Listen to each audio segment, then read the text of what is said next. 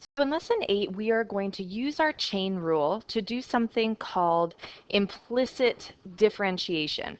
And what that is, if we just kind of read through the beginning, so far what we've been doing is differentiating expressions of the form y is equal to my function. So for instance, y is equal to 2x squared. And we've said, okay, yeah, so y prime, our derivative, is going to be equal to 4x. And we haven't really given too much thought about the y. We've just said, okay, yeah, y just kind of became our derivative. But what we're going to get into is what happens if y is actually in our equation. And instead of just having a y, maybe we have a y squared or a y cubed. And the kind of crazy thing about y is that we actually have to assume that it is its own function. So y, if it's its own function, now requires the chain rule in order to find the derivative, right? So if I have any function here and I'm trying to find the derivative, remember I need to outside in. Use the 2 minus the 1 and then multiply by the derivative of the inside. So that's what we're going to get into. I'm going to do the first example here with you, and then I'll get you to try the next one on your own, and then we'll get into a few things that are a little bit trickier. So it's saying here, what we really need to do is differentiate both sides of the equation. And that's, again, something that we haven't really considered before with respect to x. Now, there's something here that we haven't really discussed yet. I said I would get into it a little bit later in later learning guides and whatever. Just remember that y prime is exactly the same as dy dx. It's basically the derivative of y in terms of x. So these symbols are completely interchangeable. So if I want to find the derivative of y, I can either use this guy or I could use this guy. It just literally means the derivative of y in terms of x. That means that x is also going to appear in our equation. All right, so let's get to the good stuff here. So we want to differentiate this. So remember, I need to look at both sides of the equation. So the derivative of 2, we love those constants, is obviously going to be 0. And this is what I was talking about before, guys, where I need to consider y its own function. Now, just as a little quick recap, remember, if I have a function, let's just say like x minus 1 squared, remember that 2 needs to come down. I keep what's inside the brackets the same. I minus 1 to my exponent, which is obviously just going to be 1 in this case. And then I multiply by the derivative of the inside, which in this case just happens to be 1. So that's the kind of idea that we're going to need to use here as well. So I'm going to bring down the 2. I leave what's inside the bracket as it is, and I subtract 1 from my exponent. Then I multiply by the derivative of the inside. Now remember, the derivative of y is either one of these guys. Now you are going to see some dy dx's, so I'm going to start using that in our notes a little bit more. So dy dx. And then plus, now we can move on to that last term. Well, this one's nice and easy, right? 3 times 3 is 9, x squared. Now the next step that we want to do is, okay, well, what is our solution going to look like? We need to isolate dy dx or y prime, whatever you're using.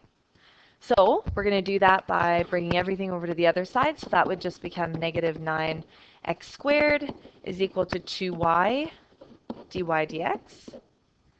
And we're going to divide both sides now by 2y because these are obviously being multiplied.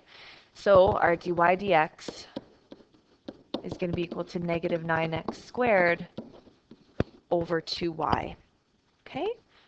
So it's not too difficult, but it does just require you to notice when you have to do it. Now, if we take a look at this one, sorry, there's some extra writing up here.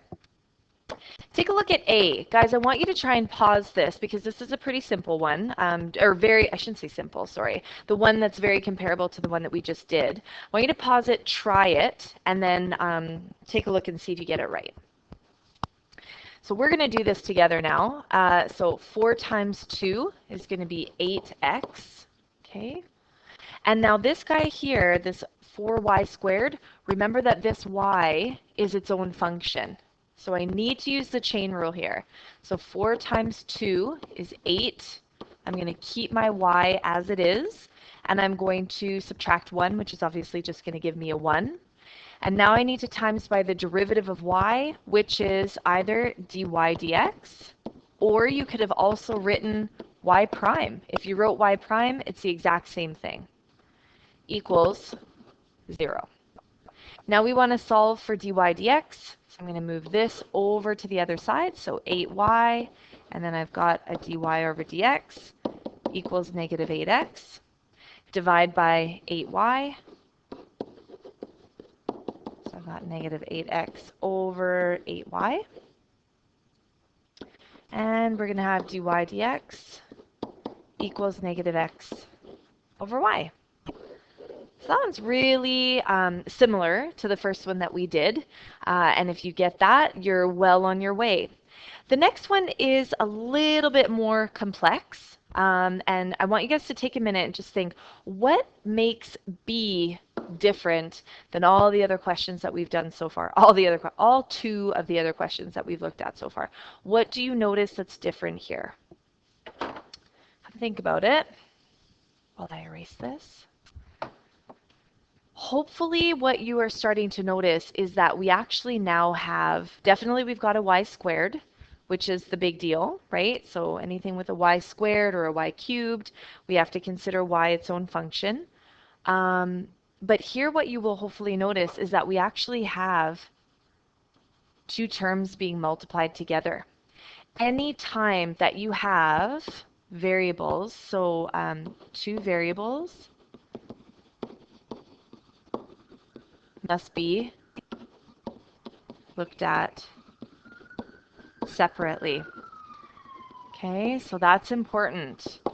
So what I literally like to do is draw a line through them. So any time that I have 2 variables that are stuck together, we have to consider them separately. So I've literally got 4x times y squared plus 2y is equal to 3x. Okay? Now what we need to do is think, okay, well, how am I going to find the derivative of this? So hopefully you guys will already see that we've got, you know, the chain rule, right? Because that's what we've been looking at already. But now we have to kind of go a little bit further and say, oh, we also have something times something, which gives us the product rule. So we would literally say that's our u and our v. So remember the derivative has to be our uv prime plus vu prime. And again, that's in your formula sheet. So let's figure out what this is going to look like. So I'm just going to bring it over here so I don't run out of room. So uv prime, so we're going to start off, we've got our 4x times, now v prime, I've got that chain rule, right? So literally I've got kind of this situation here. So I'm going to take my 2 times my y to the power of 1, and then anytime I take the derivative of y, I need a dy dx in there. Or, like I said, y prime. It's up to you. Okay. Now that we've got that, so I've, again, taken my chain rule, that brought it down, minus 1, and then dy dx. Now I need to add on my vu. So that's going to be y squared times 4x, which is just going to give us 4. All right. Now we can continue on. So all we were doing is taking the derivative of this guy. Plus 2y. So I said something just a second ago there. Anytime I take the derivative of a y, I need, remember what we've been doing before, a y prime or a dy dx. So in this case, the derivative of this is just going to be 2, right? Because imagine like 2x, it would just become 2. But because it's a y, I need to include dy dx. Because like we were saying, it's kind of like its own function. And that's just going to be equal to 3. Okay, so make sure all that makes sense to you. And now all of a sudden we're going to, now the next step, what we're going to do is simplify this. So I've got 4x times 2 is going to give me 8xy dy dx plus 4y squared plus 2 dy dx is going to be equal to 3. Now this question differs a little bit because you'll see we actually have a couple dy dx's, so I can't just isolate it in one step. What we have to do is get all my dy dx's on the same side alone together, and then we're actually going to factor in order to solve. So let's get rid of this guy. We'll just move him over. So I've got my 8xy dy dx plus 2 dy dx equals 3 minus 4y squared. All right, so you can see we've got our dy dx's all together on the same side. And now, guys, I mentioned the F word. We are going to factor dy dx out of these guys. So I've got that dy dx, and I'm going to be left with 8xy plus 2. And that's going to be equal to 3 minus 4y squared. And then, guys, because we're multiplying here, all we have to do is now divide by that 8xy plus 2. So dy dx is going to be equal to 3 minus 4y squared over 8xy plus 2. And that's it. So that one's a little bit trickier, just because, again, it has a few more steps in it. And again, just remember, anytime that you've got multiple dy dx's, you just have to bring them over to one side and then factor them out. All right, so let's look at a different type of example here. It's a little bit similar to what we've been seeing. All right, so it's saying for each of the following equations, find the slope of the tangent at the point indicated. Guys, remember, what did we say slope is? Derivative. So this is equal to the big D. It's saying of the tangent at the point indicated. So first, obviously, we need to find the derivative of this guy. So let's do that. Now you'll notice I've got a y squared in there. That is different, right? That means that I need to use the chain rule here. So let's deal with this first. So 4 times 3 is 12, x squared minus, bring down your 2, keep your y the same, and then remember we need to include either dy dx or y prime. Now I've always used dy dx so far, so let's throw in a y prime there. It doesn't matter. It's completely interchangeable. And that's it, right? So I've taken my chain rule down, brought the 2 down, minus 1, and then multiplied by the derivative of y, which is y prime. Equals, what's the derivative of y? Well, we just said it. It's y prime plus 0, because that 2 is just going to cancel out. Now again, just, sorry, I want you to remember, this I could have also written as dy dx. They're exactly the same thing. All right, let's keep going. So obviously we need to solve for our y prime. And again, you will notice that there are 2 of them. So why don't we bring them over to one side? So I've got 12x squared equals y prime plus 2y y prime. And then remember, there's more than one, so we need to factor. 12x squared is equal to y prime, and I'm left with 1 plus 2y. And now we need to divide, right? So I've got my y prime is going to be equal to 12x squared over 1 plus 2y. So far so good. We basically have our derivative formula, which is the same as slope. So now I can find the slope at any given point. Well, good thing, because we're given the point 2, 5. So if our point is 2, 5, obviously that means that x is equal to 2 and y is equal to 5. And this is the first time that I've actually gotten a y in the equation, so we can actually look at the very specific point here, including both of those variables. So our slope is going to be equal to 12 times x squared, so remember x is equal to 2 squared, over 1 plus 2 times y, which is 5. So I've got 12 times 2 squared, so it's going to be 12 times 4 is 48, over 1 plus 2 times 5 is 10, so 1 plus 10 is 11. So our slope at that point is 48 over 11. All right, just one more here. It's saying write the equation of the line. Ding, ding, ding. Equation of the line. So remember what that means, guys? We did this a couple lessons ago. Y equals mx plus b needs to pop back into your heads. So write the equation of the line tangent to the curve at the point indicated. Again, you guys might want to pause this and try this yourselves. You guys know in all of these type of questions, there are 3 steps that we need to consider. We need to find the derivative, okay, number 1. Number 2, we need to find our slope at our given point. And then number 3, we need to put everything into that y equals mx plus b form, which normally means we need to solve for b. So again, 3 steps pretty much for all of these questions. All right, so let's find that derivative first. So the first one's easy. It's just a 3. Now I've got y squared, so we've done this already. 2 times our y, and then don't forget whatever we want to use, y prime or dy dx. I'll just use dy dx in this one. Plus 6y. So remember, the derivative of 6y is technically 6, but every time I take the derivative of y, I always have to include dy dx, because it is a function. All right, now x squared, nice and easy, just 2x minus 1. Remember, we need to solve for our dy dx, so let's bring everything over to one side. So I've got negative 2y dy dx plus 6 dy dx is equal to 2x minus 1 minus 3. I'm going to just bring that guy over.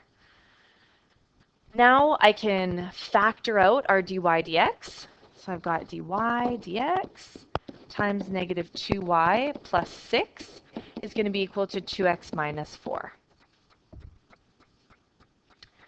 Now we can divide. So our last step here in getting our derivative is going to be 2x minus 4 over negative 2y plus 6. And if you just want to simplify matters, because obviously we're going to need to use this formula, remember what I do to the top, I do to the bottom, we're good to go. Everything can be divided by 2, so why don't we just do that? So I've got x minus 2 over negative y plus 3. Okay, so this is our first step, number 1, finding the derivative. Second step, take a look at our slope at the given point. Remember, the given point is 5, 1. So if I have 5, 1, remember this is my x and that's my y. So this is going to become our slope is equal to 5 minus 2 over negative 1 plus 3. So 5 minus 2 is 3 over 2. So we know our slope is equal to 3 over 2. That is step number 2. Step number 3, remember the question is asking, what is the equation? And our equation is in that type of a format. And we've got lots of this information already, we just don't have b. So let's take a look at substitution. Y is equal to 1, m is equal to 3 over 2, and x is equal to 5 plus d. Okay, so we're just substituting first. Next, let's evaluate this. So 1 is equal to 15 over 2 plus b. So I'm going to minus 15 from both sides, which is going to give us negative 13 over 2 is equal to b. Okay. All right. Now that we've got that, we want to combine it all together. So y, remember y and x stay as they are, and m and b, there's only one of them, so that we can substitute. So m we already decided was 3 over 2x, and b we decided was negative 13 over 2. Now guys, at this stage in the game, you should be able to manipulate this, because a lot of times in your question you will not get fractions in your equation. So let's decide on how to fix that. Well, obviously I've got divide by 2's here, so why don't we multiply everything by 2? So that's going to give us 2y is equal to 3x minus 13.